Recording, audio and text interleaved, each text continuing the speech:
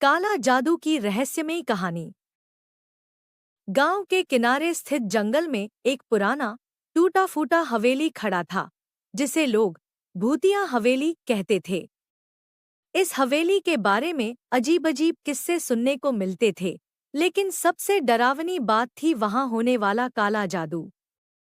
गांव वालों का मानना था कि इस हवेली में एक बूढ़ी औरत रहती थी, जिसे काला माई कहा जाता था। लोग कहते थे कि वह काले जादू की जानकार थी और उसकी आंखों में इतना गहरा काला रंग था कि कोई उसमें झांकने की हिम्मत नहीं करता था। एक दिन गांव के दो नौजवान, रामू और श्यामू, जिज्ञासा के कारण उस हवेली तक पहुंचने का साहस कर बैठे। उन्हें गांव वालों की बातें सिर्फ अफवाह लगती थी। काला जादू जैसी चीजें सिर्फ कहानियों में होती हैं।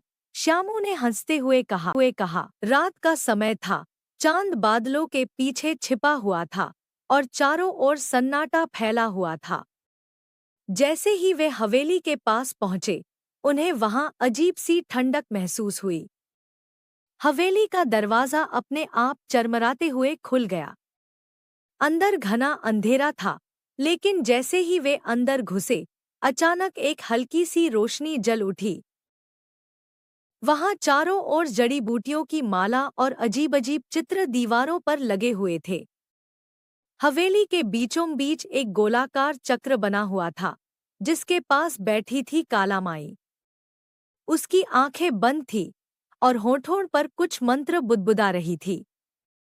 उसके सामने एक कटोरे में काला धुआं उठ रहा था। रामू और श्यामू ने दरवाजे के पास खड़े होकर ये सब देखा।